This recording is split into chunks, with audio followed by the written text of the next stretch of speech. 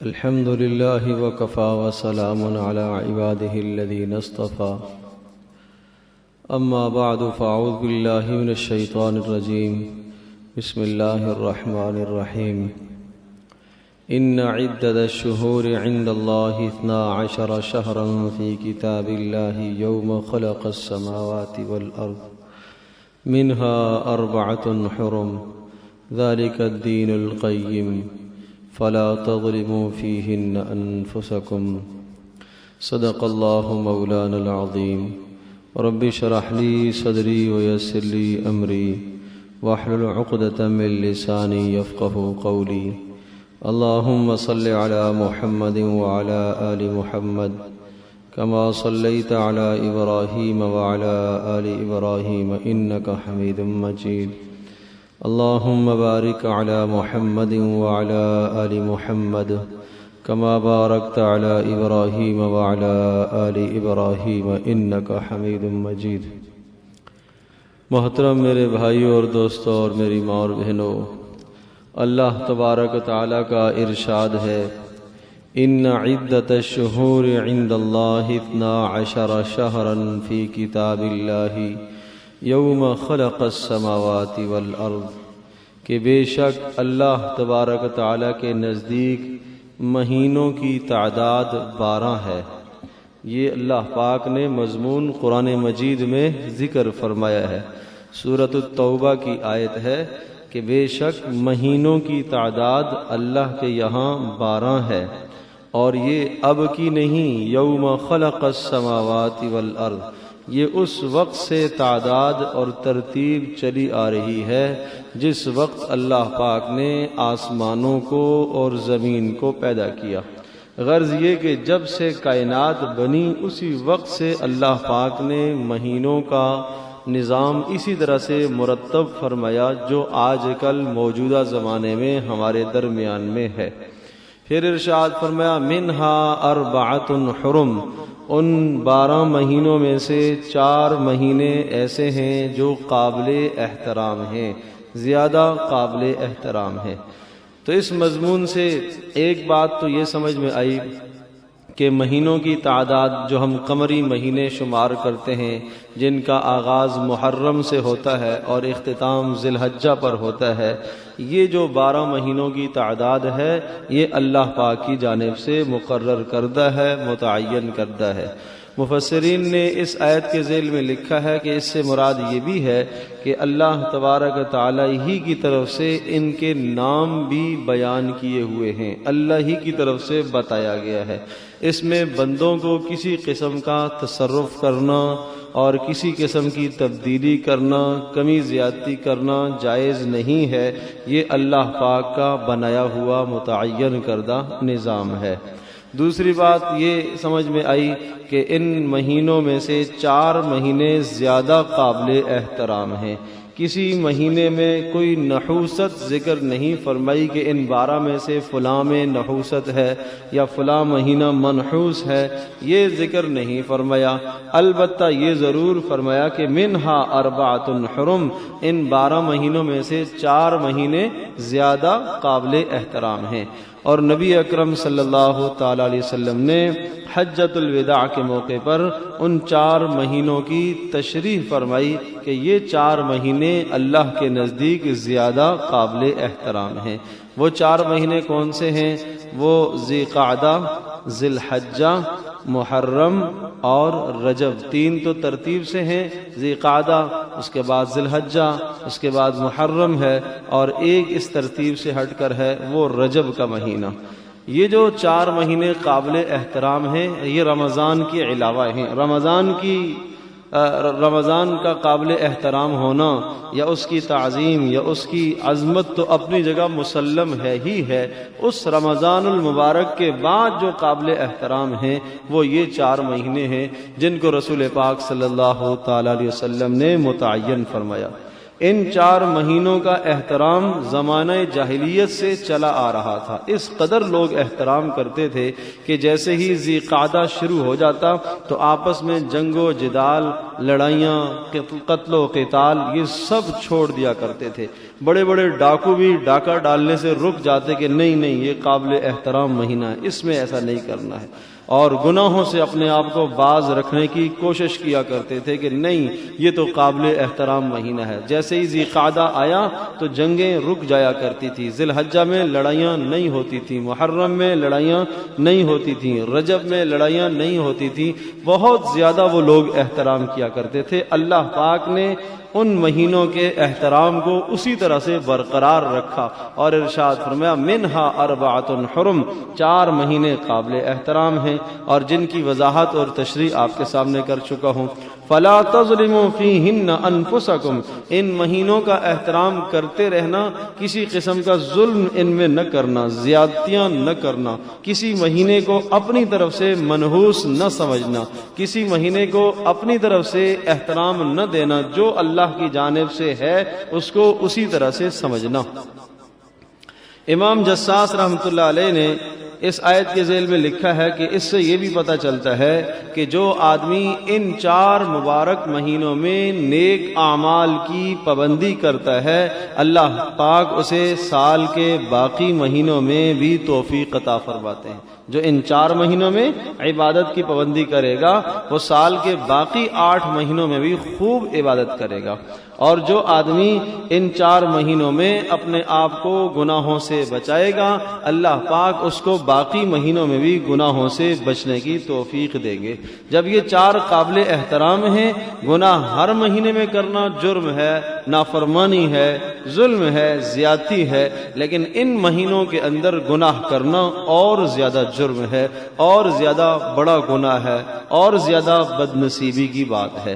تو یہ بات بھی آپ کے ذہن میں آ گئی ہے کہ 4 مہینے قابل احترام ہیں، ذی قعدہ، ذی الحجہ، محرم اور رجب. اس وقت ہم محرم الحرام کے مہینے میں چل رہے ہیں جس کا معنی ہے انتہائی احترام والا مہینہ.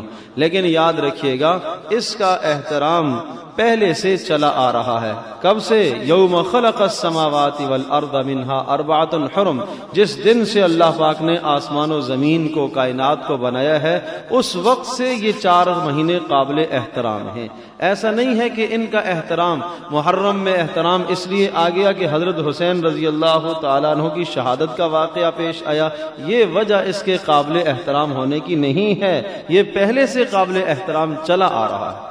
جیسے آگے عرض کروں گا یہ پہلے سے ہی یہ مہینہ قابل احترام چلا آ رہا ہے اور ابراہیم علیہ السلام کے زمانے میں بھی اس مہینے کو بڑی احترام کی نگاہ سے دیکھا جاتا تھا. تو اس سے یہ پتہ چلا ہے کہ قابل احترام مہینہ ہے. اس میں خیر کے کام آدمی زیادہ سے زیادہ کرے، نیک کام آدمی زیادہ سے زیادہ کرے. لوگ یہ سمجھتے ہیں کہ جب یہ قابل احترام ہے لہذا شادی اس میں کرنا درست نہیں ہے، لہذا کوئی اور عقد کرنا آپس میں وہ بھی درست نہیں ہے. یہ بالکل غلط تصور ہے، غلط خیال ہے. رسول پاک صلی اللہ علیہ وسلم کے بے شمار صحابہ کی شادیاں محرم الحرام کے مہینے میں ہوئی. کئی صحابہ کی شادیاں محرم میں ہوئی.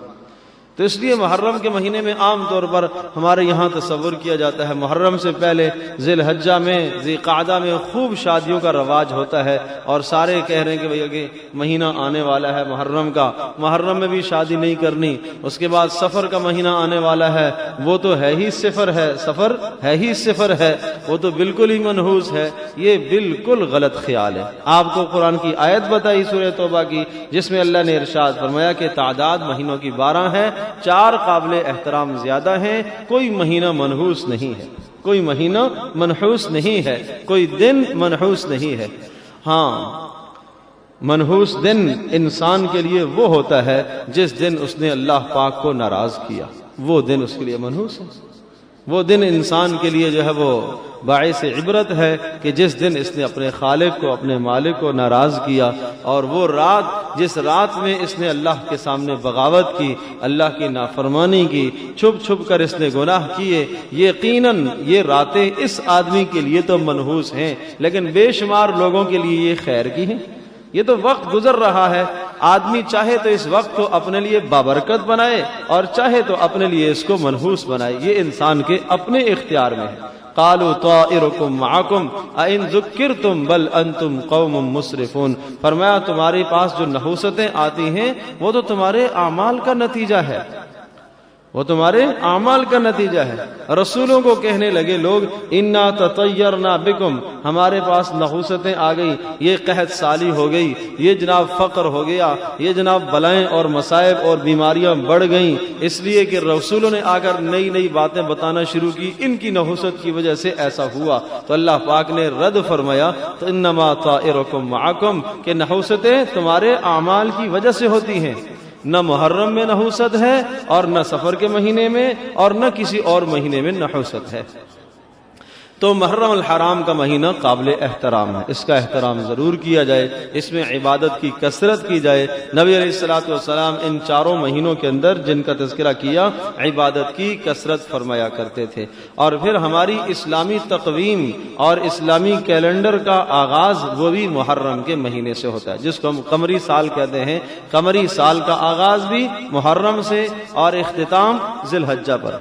جب ہمارے یہاں شمسی نیا سال ہوتا ہے، جنوری جب آتا ہے، آپ جانتے ہیں کس قدر خوشیاں ہوتی ہیں، مبارکباد دی جاتی ہے، نیا سال شروع ہو رہا ہے، نیا سال شروع ہو رہا ہے، جبکہ اسلام ہمیں یہ سبق دے رہا ہے کہ آپ اس سال کو نیا سال سمجھیں، آپ محرم کو نیا سال سمجھیں۔ اسلام اس سے روکتا نہیں ہے۔ قرآن مجید میں جہاں اللہ پاک نے چاند کو علامت قرار دیا، اسی طرح سے سورج کو بھی علامت قرار دیا۔ کس چیز کی؟ لِتَعْلَمُوا عَدَدَ السِّنِينَ وَالْحِسَابَ، کہ ہم نے چاند اور سورج دونوں کو اس لیے پیدا کیا ہے تاکہ ان دونوں کے ذریعے سے تم سالوں کی تعداد جان سکو، تم دنوں کی تعداد جان سکو، اور تاکہ تم اپنے حساب و کتاب کر سکو، اس لیے ہم نے چاند سورج دونوں کو بنایا۔ ایک تو مقصد وہی ہے روشنی دینا، اور ساتھ ساتھ یہ بھی مقصد بتا دیا، گویا کہ چاند کو بھی حساب کے لیے وہ پیدا کیا گیا، سورج کو بھی حساب کے لیے پیدا کیا گیا، لیکن اللہ پاک کے نزدیک محبوب صورت یہ ہے کہ آپ چاند کے ذریعے سے حساب کریں۔ رسول پاک صلی اللہ علیہ وسلم کے نزدیک پسندیدہ صورت یہی تھی کہ چاند کے ذریعے سے حساب کیا کرتے تھے، اس لیے کہ چاند سے حساب کرنا بنسبت سورج کے آسان ہے اور سہل ہے۔ اس طرح سے کہ سورج روزانہ ایک ہی حالت میں طلوع ہوتا ہے، ایک ہی حالت میں غروب ہوتا ہے، لیکن چاند ہر دن نئی حالت سے طلوع ہوتا ہے، نئی حالت میں غروب ہوتا ہے، ہر دن گھٹتا بڑھتا ہے، گھٹتا بڑھتا ہے، اور سورج تو ایک ہی جگہ پر رہتا ہے، اس میں گھٹاؤ بڑھاؤ تو ہے نہیں ہے۔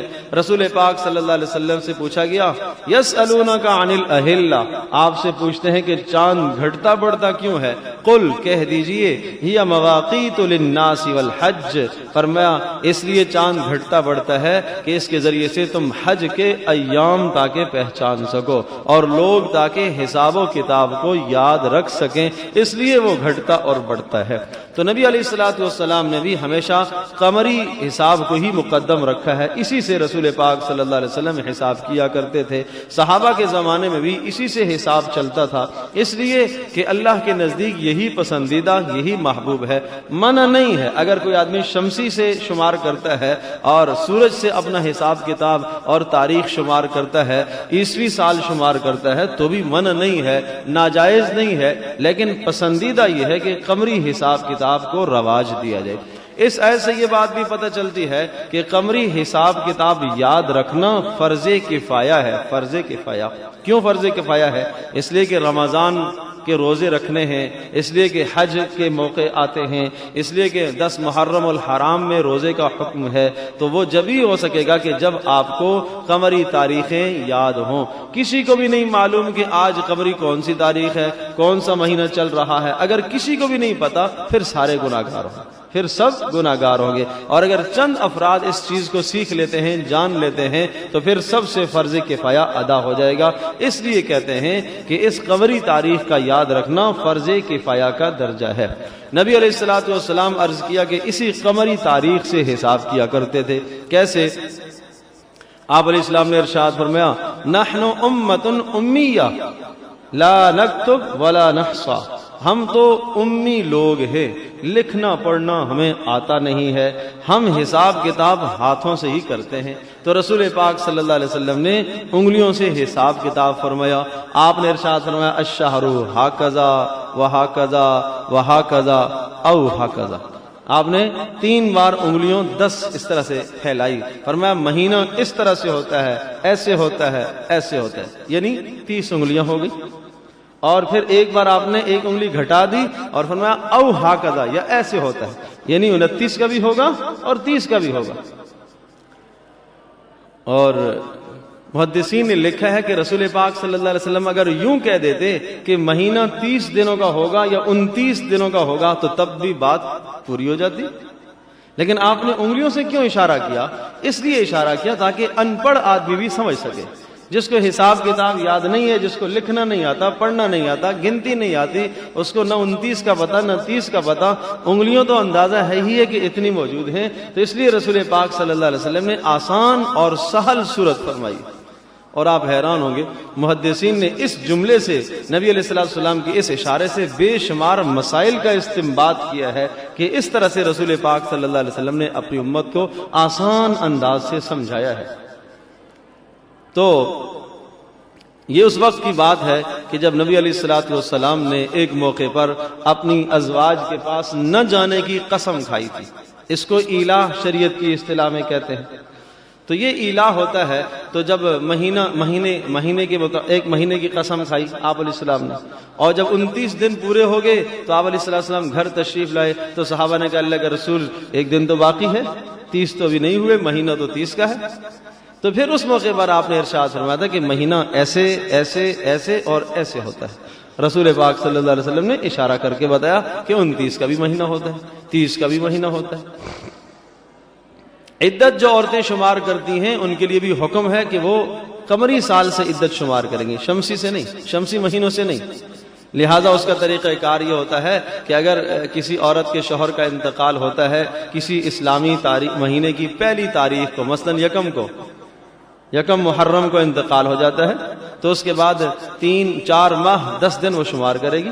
4 مہینے شمار کرے، چاہے 4 مہینے 30 کے آ جائیں، 29 کے آ جائیں، اور مزید 10 دن اور اگر صورتحال یہ ہے کہ بیچ کی کسی تاریخ میں انتقال ہوتا ہے تو پھر 130 دن پورے کرے گی، 130 دن۔ زکوٰۃ کا حساب ہے وہ بھی آپ نے قمری تاریخوں سے کرنا ہے۔ حج کا حساب تو معلوم ہی ہے قمری تاریخوں سے ہی ہوتا ہے۔ تو اس لیے عرض کر رہا ہوں کہ اس تقویم کو، اس کیلنڈر کو بھی یاد رکھنا چاہیے، اور یہ یاد رکھنا فرض کفایہ کہلاتا ہے۔ پھر یہ بات بھی ذہن نشین فرما لیجئے کہ جس طرح سے ہم عیسوی کہتے ہیں، یہ عیسوی سن ہے، ایک ہجری اور ایک عیسوی۔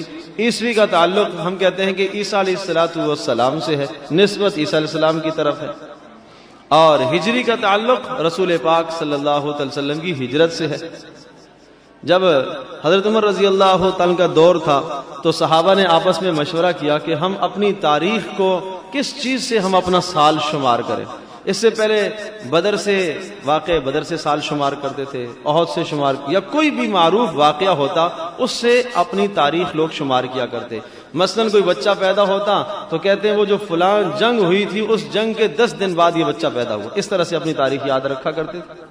جیسے کہ نبی علیہ السلام کے متعلق آپ نے سنا ہوگا کہ عام الفیل، وہ جو ہاتھیوں والا واقعہ پیش آیا تھا، اس کے 55 دن بعد آپ علیہ السلام پیدا ہوئے۔ تو اس طرح سے تاریخ یاد رکھی جاتی تھی مشہور واقعات سے۔ تو حضرت عمر رضی اللہ تعالیٰ عنہ نے مرتب انداز سے سن مقرر فرمائی اور صحابہ سے مشورہ لیا کہ کس طرح سے ہم اپنی سن کو جاری رکھیں۔ کسی نے کہا جس دن رسول پاک صلی اللہ علیہ وسلم پیدا ہوئے تھے اس دن کو ہم تاریخ شمار کرنا وہاں سے شروع کریں۔ کسی نے کہا جس دن نبی علیہ السلام کا انتقال ہوا تھا اس دن سے ہم اپنی تاریخ شمار کرتے ہیں۔ کسی نے کہا جو بدر کا واقعہ پیش آیا تھا، اسلام اور کفر کی پہلی جنگ تھی، وہاں سے ہم اپنی تاریخ شمار کرتے ہیں۔ حضرت عمر رضی اللہ تعالیٰ عنہ نے ان تمام باتوں کو پسند نہیں فرمایا۔ آپ نے فرمایا کہ بھائی جہاں تک تعلق ہے نبی علیہ السلام کی پیدائش یا نبی علیہ السلام کی وفات کا کہ وہاں سے ہم اپنی تاریخ شمار کریں، دیکھو یہ یہودیوں کے ہاں بھی ہے، وہ بھی اسی طرح سے کرتے ہیں۔ ہم نے یہودیوں کی خلاف ورزی کرنی ہے، اس لیے کہ ہمیں نبی علیہ السلام نے ہمیشہ یہی سبق دیا، اور آپ علیہ السلام کی منشا یہی ہوا کرتی تھی کہ یہود و نصارہ کی مخالفت کرنی ہے۔ اس لیے سوچو کیا کرنا۔ پھر کسی نے یہ رائے دی کہ ایسا کر لیتے ہیں کہ رسول پاک صلی اللہ تعالی علیہ وسلم جب مکہ مکرمہ چھوڑ کر مدینہ طیبہ تشریف لے گئے، جس سال وہاں سے ہم اپنی سن کا آغاز کرتے ہیں۔ تو اس پر صحابہ کی رائے متفق ہو گئی، سب صحابہ کا اجماع ہو گیا کہ اب ہم سن کا آغاز اس دن سے کریں گے جس دن نبی علیہ الصلوۃ والسلام ہجرت فرما کر مدینہ طیبہ تشریف لے گئے۔ تو اس طرح سے یہ اسلامی سن کہلاتی ہے۔ اس کو اسلامی سن بھی کہتے ہیں، اس کو ہجری بھی کہتے ہیں۔ ہجری کا معنی ہجرت والا سال۔ تو ہم اس وقت کہتے ہیں کہ جناب 1435، تو 1435 ہجری کا مطلب یہ ہوا کہ 1400 سال اور 35 سال مزید ہو گئے رسول پاک صلی اللہ علیہ وسلم کی ہجرت کو۔ تو عرض یہ کر رہا تھا کہ اس طرح سے اس تاریخ کو یاد رکھنا یا اسلامی مہینوں کو یاد رکھنا فرض کفایہ ہے اور یہ یاد رکھنے کی ضرورت ہے۔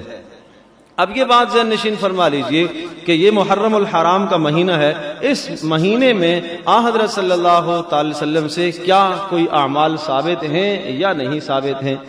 تو یہ بات ذہن نشین فرما لیجئے، مکہ مکرمہ میں مکی دور میں بھی رسول پاک صلی اللہ تعالی وسلم اس مہینے میں 10 کو روزہ رکھا کرتے تھے، 10 محرم، اور وہ چونکہ ابراہیم علیہ السلام کی روایات چلی آ رہی تھی اس لیے آپ علیہ السلام کیا کرتے تھے۔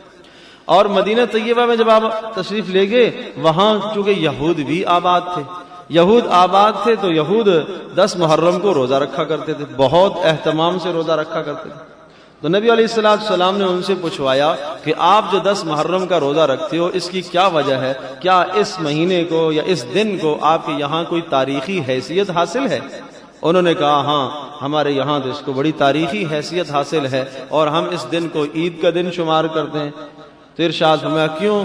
کہا اس لیے کہ اس دن اللہ تبارک و تعالی نے حضرت موسیٰ علیہ السلام کو فرعون کے لشکر سے نجات عطا فرمائی اور فرعون اپنے لاؤر لشکر کے سمیت وہ سمندر میں غرق ہو گیا، تو اس لیے ہم اس کو خوشی کا دن مناتے ہیں اور ہم اس دن روزہ رکھتے ہیں کہ موسیٰ علیہ السلام نے اس دن خوشی کے طور پر، شکرانے کے طور پر روزہ رکھا تھا، ہم موسیٰ علیہ السلام کی اتباع کرتے ہوئے روزہ رکھتے ہیں۔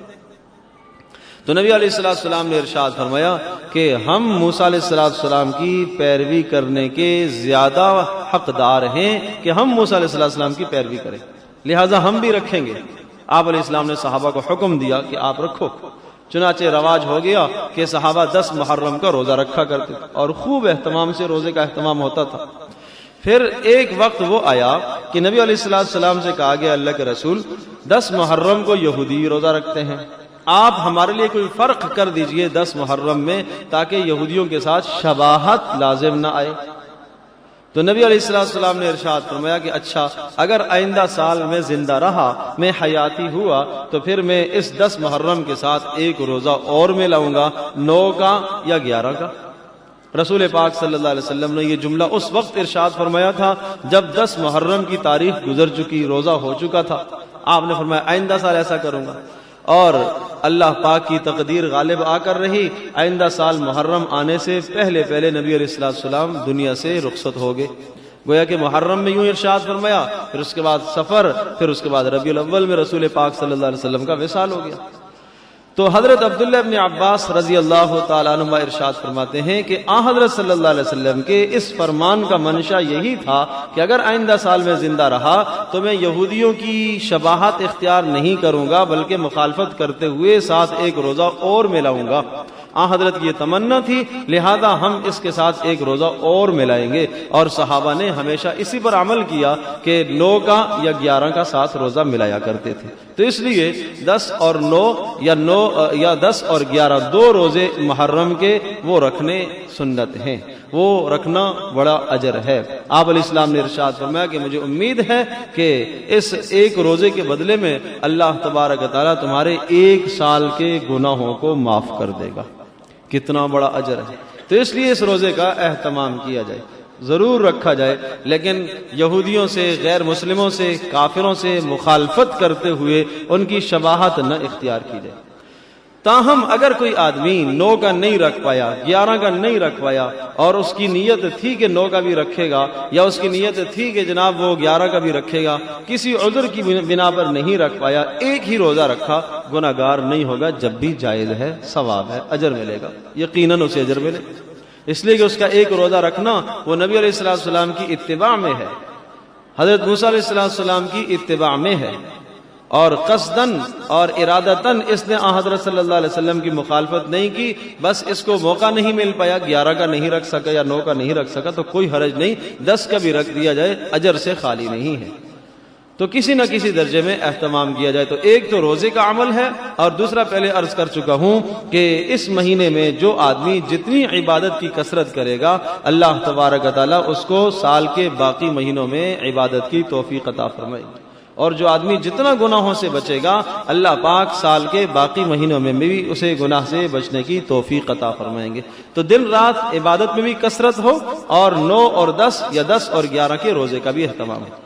اب یہ بات بھی ذہن نشین فرما لیجئے کہ حضرت صلی اللہ علیہ وسلم سے تو ہمیں کیا عمل میں ملا؟ 9 یا 10 یا 10 اور 11 کے روزے کا۔ اس کے علاوہ محرم الحرام کے مہینے میں جو خرافات اور بدعات ہوتی ہیں، نبی علیہ السلام نے نہ تو ان میں سے کسی بدعت کو اختیار فرمایا، اور نہ ہی حضرت صلی اللہ علیہ وسلم نے حکم دیا، نہ صحابہ کے دور میں، نہ تابعین، نہ تبع تابعین کے دور میں۔ چوتھی ہجری میں ایک واقعہ پیش آیا۔ معز الدولہ ایک بادشاہ گزرے ہیں، اور 352 ہجری کی بات ہے۔ تو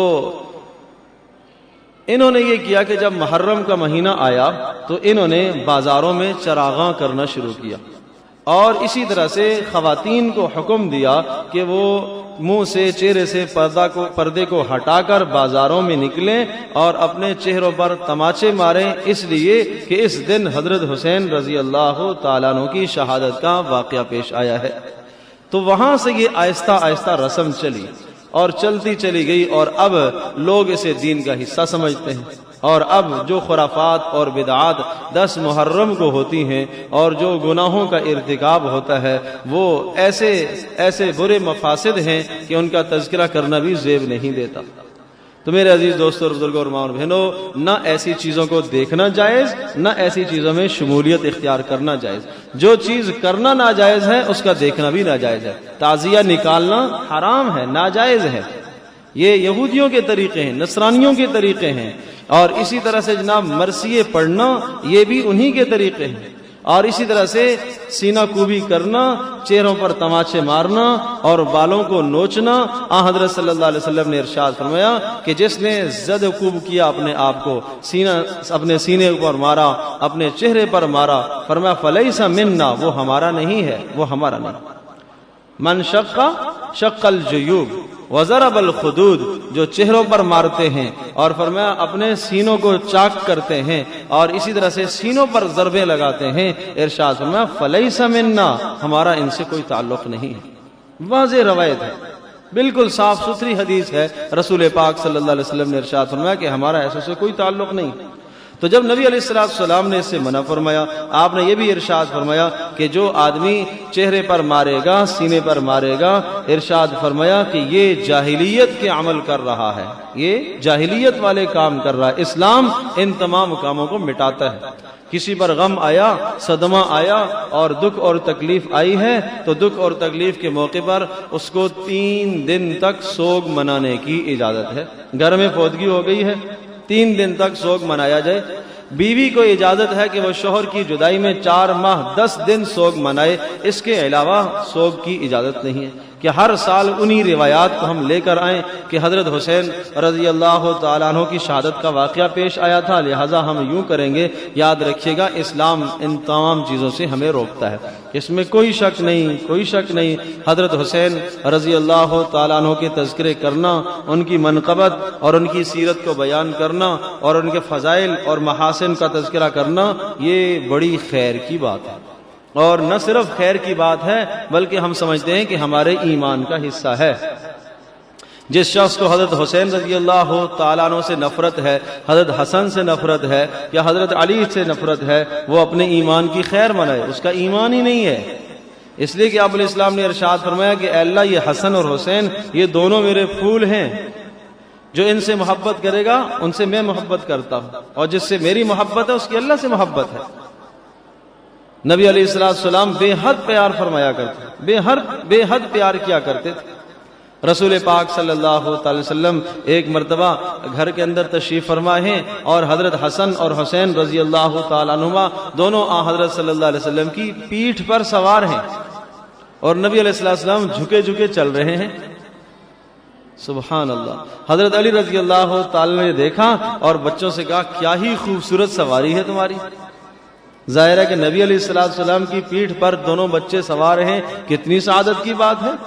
تو حضرت صلی اللہ علیہ وسلم نے ارشاد فرمایا کہ علی سواری بھی اچھی ہے تو سوار بھی تو اچھے ہیں, سوار بھی تو اچھے ہیں کہ دونوں سوار وہ بھی بہت اچھے ہیں. الحسن والحسین سیدہ شباب اہل الجنہ, کہ حسن اور حسین یہ جنت کے جوانوں کے سردار ہوں گے, جنت کے جوانوں کے سردار ہوں گے. رسول پاک صلی اللہ علیہ وسلم نے جو ان کے محاسن اور ان کی خوبیاں ذکر فرمائی وہ بہت بڑی خوبیاں ہیں. حضرت حسن رضی اللہ تعالیٰ عنہ اور حسین دونوں کے دونوں حضرت صلی اللہ علیہ وسلم کے ساتھ شباہت اختیار کیا کرتے, مشابہت کی شکل میں. حضرت حسن رسول پاک صلی اللہ علیہ وسلم کے مشابہ تھے, یہاں ناف سے اوپر کا حصہ رسول پاک صلی اللہ علیہ وسلم سے ملتا تھا اور جو نیچے والا حصہ تھا یہ حضرت علی سے ملتا تھا. اور حسین رضی اللہ تعالیٰ کا اوپر والا حصہ حضرت علی سے ملتا تھا, نیچے والا رسول پاک صلی اللہ علیہ وسلم سے ملتا تھا.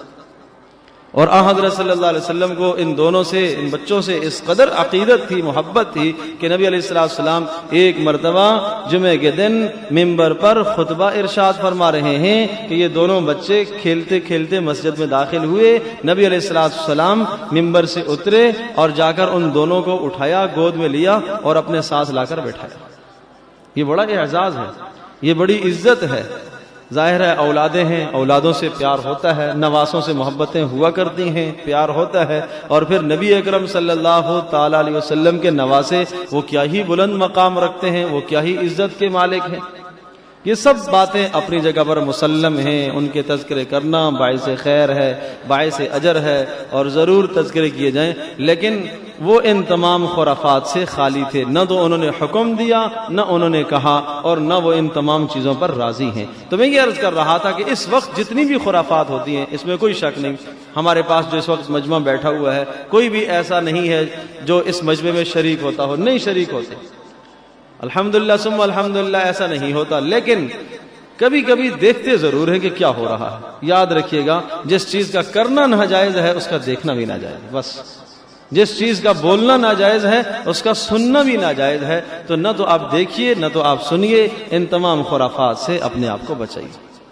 اور جب یہ مہینہ آتا ہے تو ہمارے ذرائع ابلاغ اور جتنے بھی ہیں اخبارات اور ٹی وی اور پتہ نہیں کیا کچھ, اس میں اس قدر خرافات اور ایسی ایسی مسالیں اور ایسے ایسے مسائل اور ایسی ایسی باتیں تاریخی بیان کی جاتی ہیں کہ جن کا حقیقت سے کوئی تعلق نہیں ہے. یاد رکھیے گا حضرت حسین رضی اللہ تعالیٰ عنہ کے فضائل مناقب ضرور بیان کیجئے, لیکن کسی اور صحابی کی تنقیص کرنا جائز نہیں ہے.